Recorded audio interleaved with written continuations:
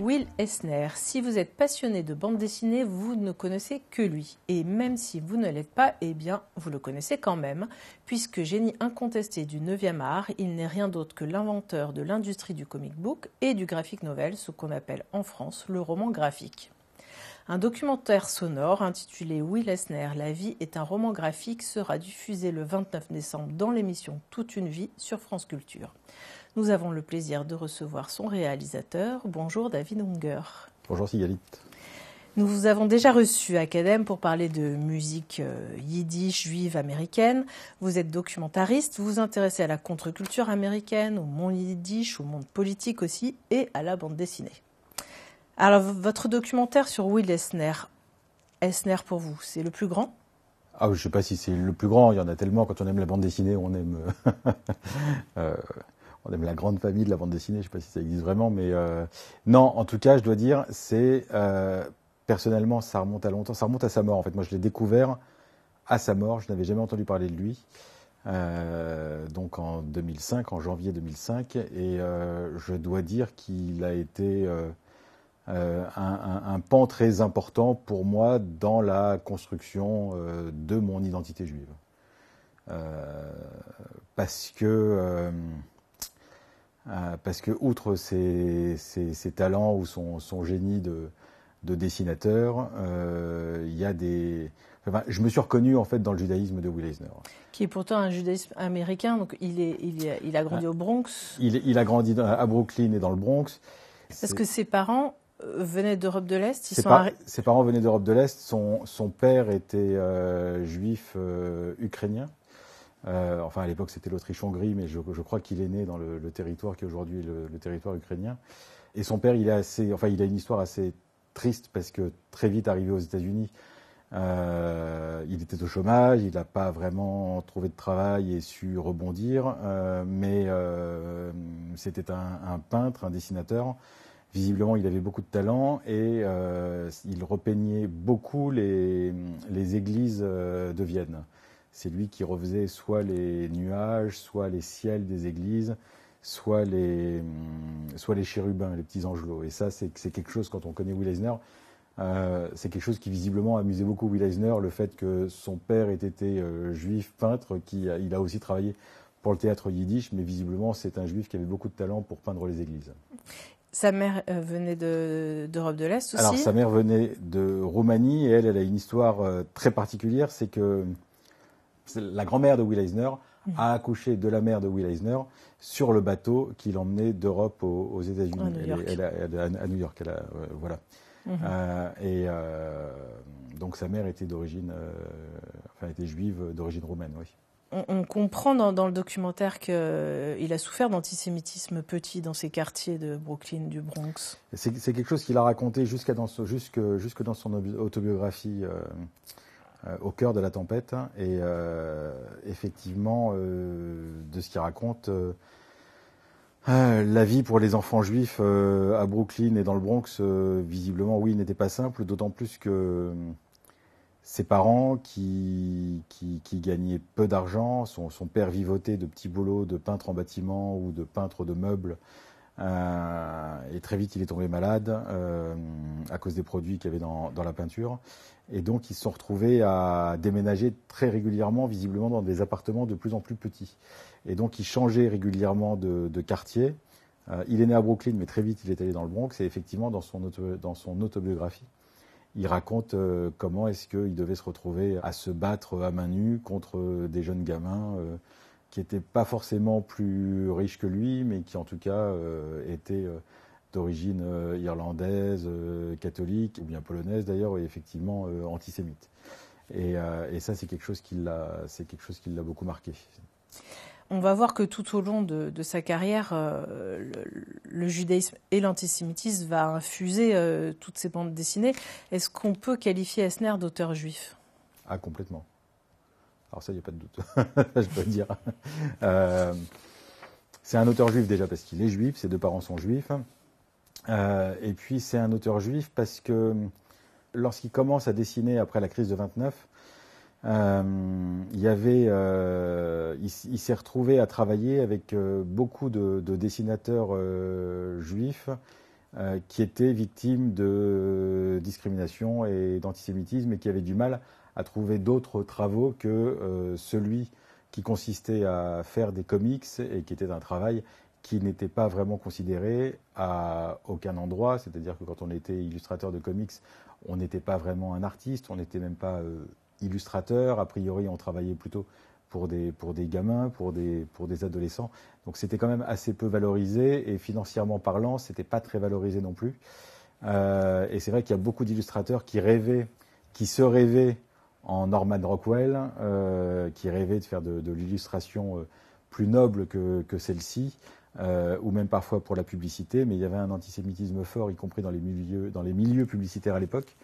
Et c'est pas un hasard si beaucoup de juifs se sont retrouvés à dessiner des comics. Et c'est vrai que lui, alors il y avait des gens avec lesquels il avait été à l'école, mais il y a des gens qui ensuite, après, ont fait surtout des carrières exceptionnelles. Il y avait notamment Bob Kane, Robert Kane, je crois que c'était son nom. Bob Kane, il a créé plus tard Batman. Il y avait Jacob Kurtzberg, qui plus tard se fera appeler Jack Kirby, et qui a créé, lui, Captain America. Il y avait Joe Kubert, qui lui aussi a fait une très grande carrière dans la bande dessinée. Donc il y avait énormément d'auteurs juifs. En fait, les auteurs des super-héros, Batman, Superman, Captain America... Alors ça, c'est une grande histoire, oui. Enfin, ils sont juifs. Ils sont juifs. Ils sont juifs. Alors ça, c'est très bien raconté dans ce roman que j'ai pas lu depuis 20 ans, mais qui est absolument... Enfin, qui m'a laissé un souvenir très fort, qui était les aventures de Cavalier et Clay. Michael Chabon, qui s'est beaucoup inspiré de la vie de Will Eisner pour ce roman, Les aventures de Cavalier et Clay, développe beaucoup autour de cette idée et de l'identité juive des créateurs des super-héros. Lui, il date ça de l'histoire du Golem à Prague, du conte juif tchèque, voyant le Golem comme l'un des premiers super-héros de l'histoire. J'imagine qu'on peut quand même en voir d'autres, mais oui, il est certain que c'est pour beaucoup une affaire juive. Il y avait aussi l'idée, à travers ces personnages, de prendre sa revanche sur l'antisémitisme et entre autres, et puis surtout en fait les créateurs du premier vrai super-héros, Superman, étaient également juifs, Jerry Siegel et Joe Shuster. Il s'est retrouvé, Will Eisner, à créer le premier studio de bande dessinée. C'est-à-dire qu'à l'époque, on est donc dans les années 30, les comics cartonnent. Ce ne sont pas encore des comics de super-héros, mais d'aventuriers qui pouvaient s'inspirer. Lui, par exemple, Will Eisner, il invente un personnage de femme qui s'appelle Sheena, reine de la jungle. Il invente également le faucon des mers. Il a inventé un autre personnage dont j'ai oublié le nom, qui était une sorte d'Indiana Jones avant l'heure.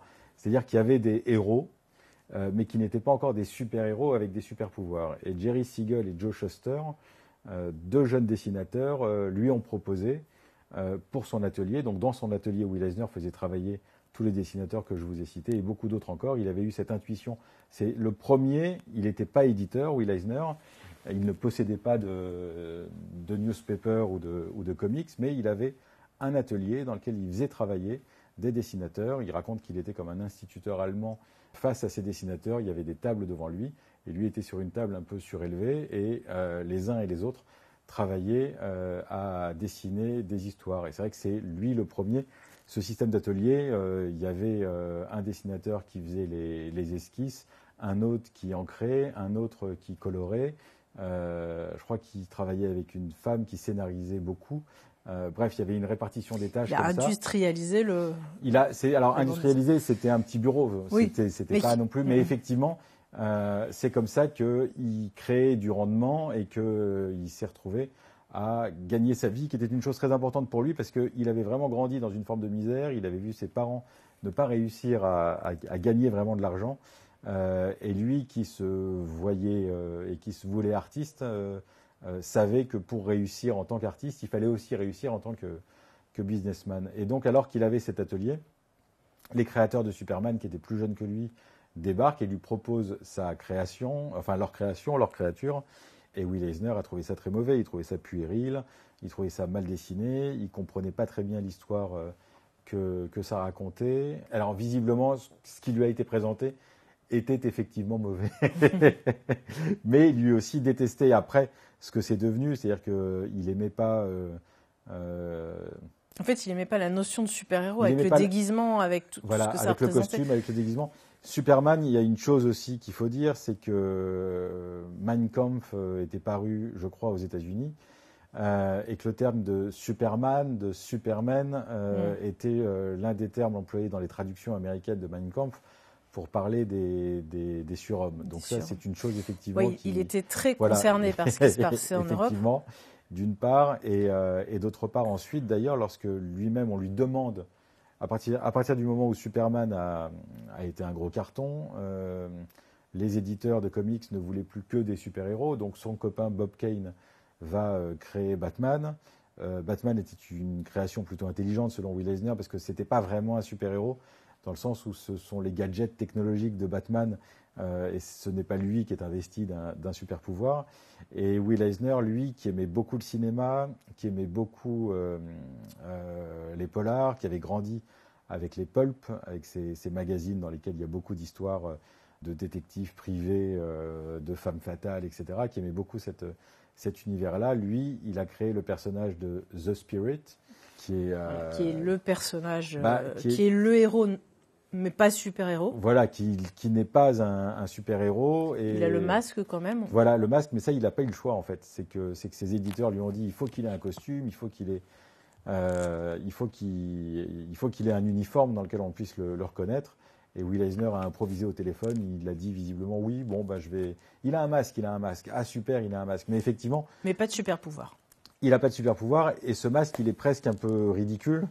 Dans le sens où il ne l'enlève jamais.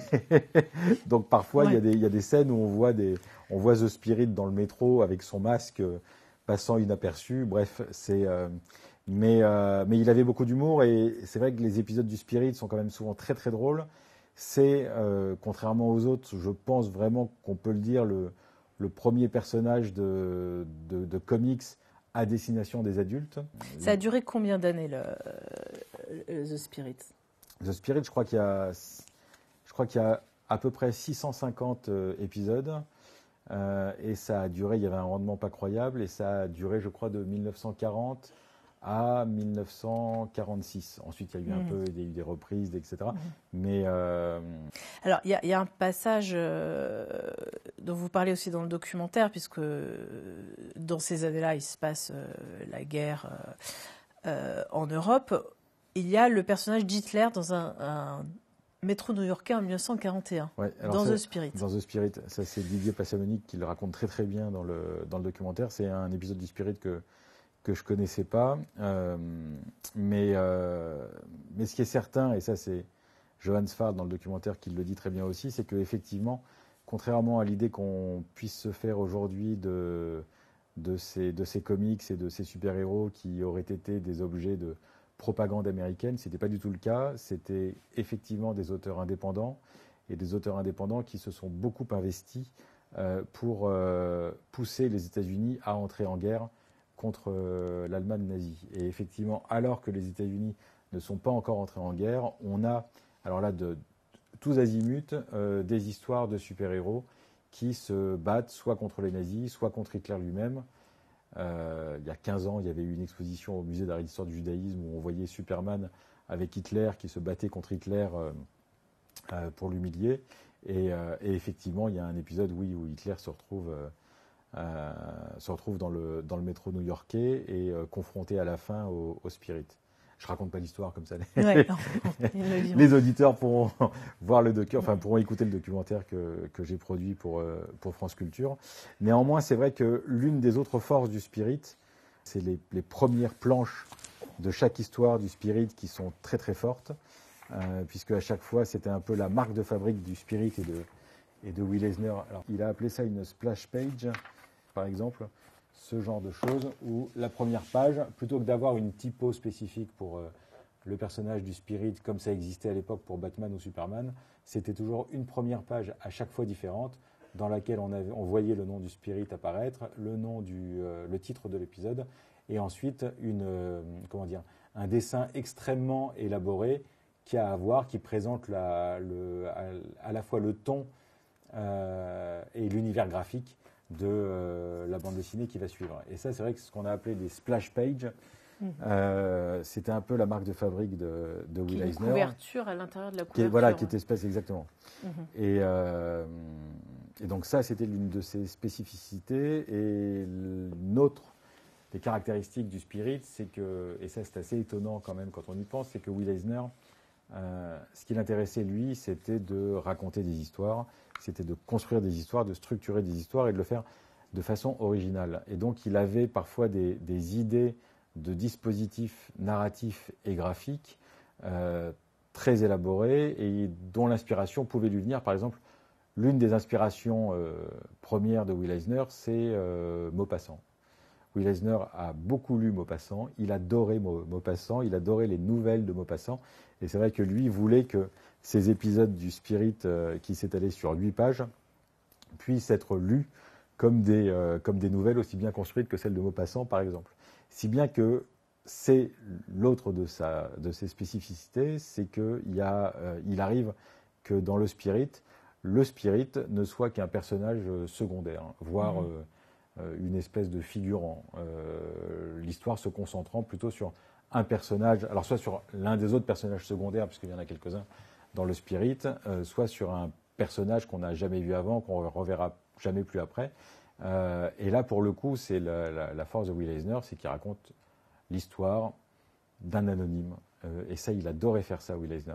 On va faire un saut dans le temps, mais il a une sorte de deuxième carrière dans les années 70, où il va passer vraiment, alors en allant encore plus loin dans ce qu'on peut appeler la littérature en BD, c'est-à-dire où il va être l'inventeur du roman graphique comme on connaît aujourd'hui et comme nos librairies en sont pleines. C'est ça qui est très fort chez Will Eisner, c'est qu'effectivement, il a eu autant de vie qu'un chat, mais il y a 3 grandes périodes dans sa vie. Il y a effectivement la création du Spirit et de ce studio de comics qu'il a tenu dans les années 30 jusqu'à ce qu'il soit appelé dans l'armée pour faire la guerre. Ah oui, il faisait des petits manuels. Ouais.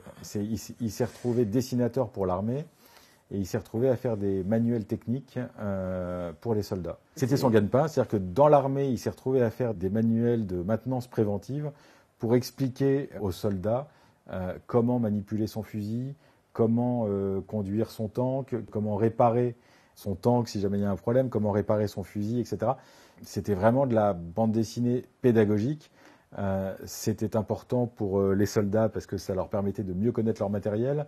Ça les a parfois aidés à survivre. Et il se trouve qu'il était très bon dessinateur, donc il a été très bon là-dedans. C'était quelqu'un de très intelligent, donc il comprenait tous les aspects techniques et tous les détails techniques qu'il avait besoin de comprendre pour pouvoir bien les dessiner. Et il s'est rendu compte qu'un boulevard s'offrait à lui, puisque l'illustration pédagogique n'existait pas encore vraiment à l'époque. Et effectivement, au sortir de la guerre, il a repris un petit peu le Spirit, mais pas longtemps. Et ensuite, il s'est retrouvé à fonder sa société, qui était une société d'illustration, de communication visuelle. Et lui, bon, c'est aussi celui qui a fait passer la bande dessinée dite comique au roman graphique, c'est-à-dire où c'est un roman au même titre que la littérature. Je crois que c'était un pacte avec Dieu, non, le premier. Ça, c'est une histoire.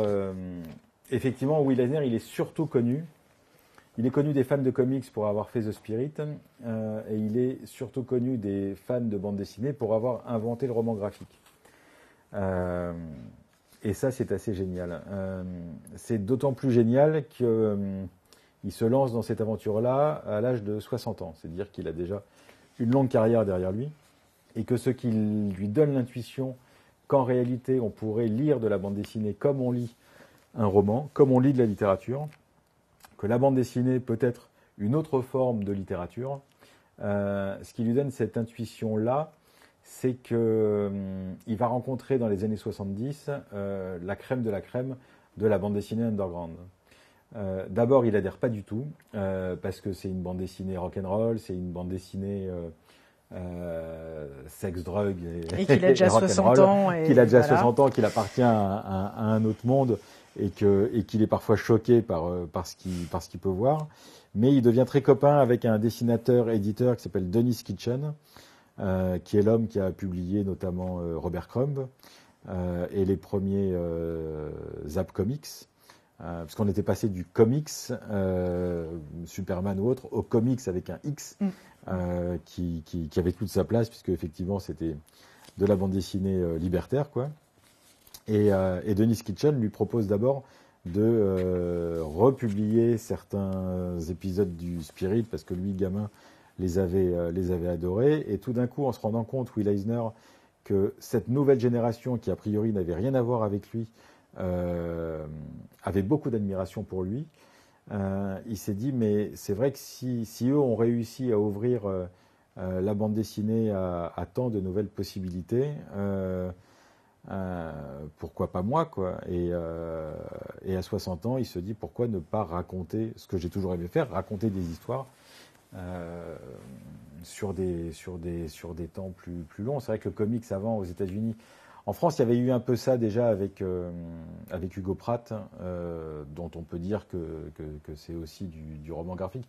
C'est pour ça que la question de l'invention du terme roman graphique... Mais en France, on disait bande dessinée. En France, on disait bande dessinée. Ça n'a pas le côté comique. Voilà, c'est exactement. Et puis surtout, en fait, Will Eisner a été un peu contraint parce qu'une fois qu'il avait dessiné, donc il a eu l'idée d'un pacte avec Dieu, qui est un roman graphique. Alors, c'est aussi, racontez-nous, parce que le pacte avec Dieu, c'est un roman juif. Alors, c'est complètement un roman juif, on le voit déjà rien qu'à la typo choisie. Oui, exactement. Et ça raconte l'histoire d'un juif pieux qui va se rebeller contre Dieu après la mort de sa fille adoptive. Alors, certes, effectivement, c'est très juif même jusque dans le dessin qui fait parfois du corps de ce vieux juif qui implore Dieu et qui est un homme très pieux, donc, et puis surtout qui se sent abandonné par Dieu, qui va se révolter contre Dieu, et c'est assez, comment dire, c'est probablement son œuvre la plus triste, mais est-ce néanmoins, que c'est la plus autobiographique? Alors, elle n'est pas autobiographique. Disons que l'histoire lui vient du décès de sa propre fille à 16 ans d'une maladie grave, et qui est une chose dont il ne s'est jamais remis. Et effectivement, quand il s'est remis à raconter des histoires, la première à laquelle c'est là-dessus qu'il voulait travailler. Donc, c'est pas autobiographique, mais c'est personnel. C'est sûr que c'est très personnel. Mais Un pacte avec Dieu, je crois qu'il y a 4 histoires, il y a 4 nouvelles qui se passent toutes dans le même, autour du même pâté de maison. Donc il y a une unité de lieu. Et lorsqu'il a voulu vendre à un éditeur cette chose qui n'existait pas encore en librairie, c'est là qu'effectivement il s'est dit c'est pas du comics, et qu'il a cherché un terme. Et que l'éditeur lui a dit si c'est pas du comics, c'est quoi? Et il lui a dit c'est un graphic novel. C'est un roman graphique. Il est même pas sûr lui-même d'avoir inventé le terme. En tout cas, il s'est dit c'est comme ça que je devrais le vendre. Et le premier éditeur à qui il l'a proposé n'en a pas voulu. Il en a trouvé un autre. Une histoire qui est assez marrante, c'est qu'une fois que c'est sorti aux États-Unis, qu'effectivement ce genre-là n'existait pas, il est allé dans une librairie de Manhattan et il a demandé si son livre était en rayon. La libraire ne savait pas vraiment de quoi il parlait et finalement il a trouvé le livre au rayon religieux. Et il était lui-même assez surpris. Et la libraire lui a dit il n'existe pas de rayonnage pour ce genre d'ouvrage. C'est pas pour les gamins, c'est pas pour les ados, c'est pas de la bande dessinée. C'est une histoire religieuse. Donc c'était voilà. Et c'est vrai que ce qui est dingue, c'est qu'aujourd'hui les librairies sont pleines d'étagères de romans graphiques. Aujourd'hui, ça nous paraît tout à fait... Bah oui, on en a tous rien lu. d'original, mais à l'époque, c'était un ovni. À l'époque, c'était un ovni, surtout pour les États-Unis. Et c'est vrai que lorsqu'il s'est mis à faire du roman graphique, Will Eisner, il a complètement abandonné l'idée de case. C'est ça aussi l'une de ses inventions formelles, c'est que ce sont des dessins sur fond blanc. L'idée étant que, selon lui, le lecteur pouvait plus facilement projeter sur les vides, les espaces, les blancs de la page, son propre ressenti, ses propres émotions. Donc on n'est plus du tout avec une bande dessinée qui joue sur les cases, mais ce sont des bandes dessinées qui jouent sur la page.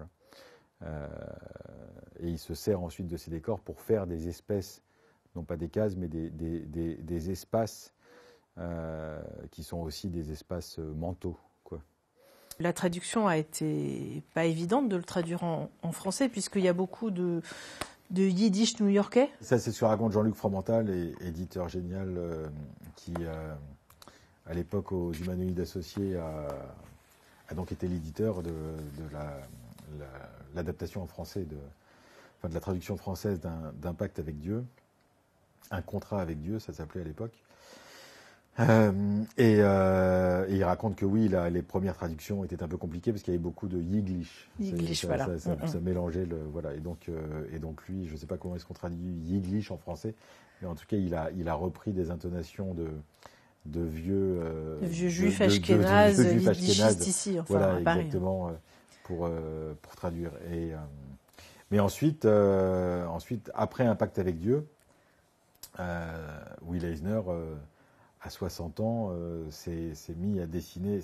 Toute l'œuvre de Will Eisner qu'on connaît aujourd'hui, il l'a commencé en dehors du Spirit.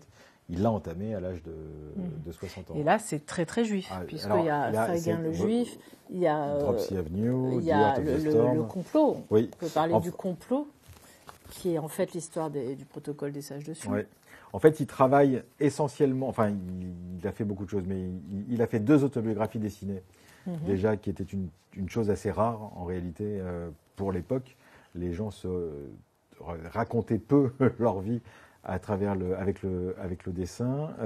Il a inventé Dropsy Avenue, qui est une avenue... Une biographie d'une rue du Bronx. Voilà. La rue Lagrandie, j'imagine. Alors non, parce que c'est une rue imaginaire, en fait. C'est une rue imaginaire, mais il raconte l'histoire du Bronx sur une centaine d'années, à travers effectivement toutes les couches de population immigrée qui y passent. C'est très fort. Il y a un album de science-fiction qui s'appelle L'Appel de l'espace, enfin, qui est plus un album d'espionnage que de science-fiction, qui est assez jubilatoire.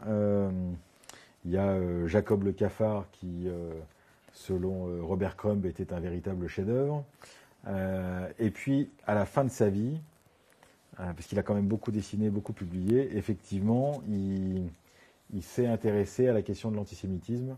Sur la question de l'antisémitisme, il a été surpris et puis dégoûté des réactions qui ont suivi le 11 septembre 2001. De l'antisémitisme, des rumeurs antisémites et complotistes qui racontaient que c'était un coup des Juifs, du Mossad. Voilà, ce genre de choses. Il a vu ressurgir un antisémitisme très fort. Ça l'a beaucoup atteint et donc il s'est mis à travailler spécifiquement sur l'antisémitisme.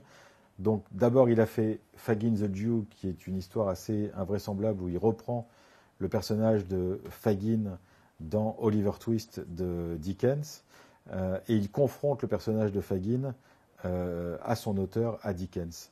Fagin était un personnage, un stéréotype juif vu avec tous les attributs que les antisémites peuvent lui donner. C'était un stéréotype antisémite et ça, Will Eisner s'est dit, je vais raconter à Dickens. Donc c'est l'histoire de Fagin qui est en prison à la fin de sa vie et qui invite Dickens à l'écouter, lui disant, vous avez fait de moi, vous m'avez mal raconté, vous m'avez raconté d'un point de vue très antisémite et je vais vous expliquer pourquoi je suis devenu le mauvais homme que je suis devenu. Et c'est là que, en fait, Will Eisner raconte effectivement tout l'antisémitisme ambiant du Londres de la deuxième moitié du 19e siècle, non pas pour justifier les mauvaises actions de Fagin, mais en tout cas pour donnait un contexte historique fort et donnait à voir que l'antisémitisme et que la discrimination donnaient à voir ce vers quoi ça pouvait mener. Dans votre documentaire, on entend Johann Sfar qui dit à quel point il a été influencé par Will Eisner. Est-ce qu'il y a beaucoup comme ça d'auteurs de BD en France qui ont été influencés par... Alors ça, je vais pas répondre pour eux. J'en ai contacté quelques-uns qui m'ont dit qu'ils connaissaient assez mal, qui ne voulaient pas, qui m'ont dit j'aurais pas grand-chose à apporter là-dessus. Et d'autres qui m'ont dit oui tout de suite. Emmanuel Guibert, dessinateur qui vient d'être nommé à l'Académie des Beaux-Arts, l'auteur de La Guerre d'Alan, notamment, lui, par exemple, il a grandi avec le Spirit. Quand je lui ai proposé de participer au documentaire, je ne le connaissais pas, il m'a dit « The Spirit, oui ».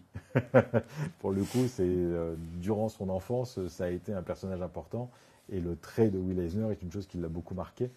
Le trait, les histoires, bref, il a grandi avec le Spirit. Johann Sfar aussi. Et Johann Sfar, on le sent dans ses œuvres. Johann Sfar, il a lu tout Will Eisner, il adore Will Eisner. Il m'a répondu oui tout de suite. Il était même surpris de voir qu'on faisait un documentaire France Culture sur Will Eisner. Et pour le coup, Johann Sfar, c'est un auteur de bande dessinée qui a beaucoup travaillé à la fois sur son identité juive et sur les juifs, les identités, sur l'antisémitisme, donc pour le coup, effectivement, oui, il l'a lu, il l'aime et il l'a rencontré, il le raconte très bien dans le documentaire. Et puis oui, certainement, il y en a d'autres. A priori, quiconque fait du roman graphique sait qu'a priori le père du roman graphique, effectivement, c'est Will Eisner. Donc ils y sont certainement passés d'une façon ou d'une autre. Oui. Merci David Unger. Donc Merci je rappelle que vous pourrez écouter le documentaire sonore Will Eisner, La vie est un roman graphique dans toute une vie sur France Culture le 29 décembre et bien sûr en podcast à partir de cette date. Merci. Merci beaucoup.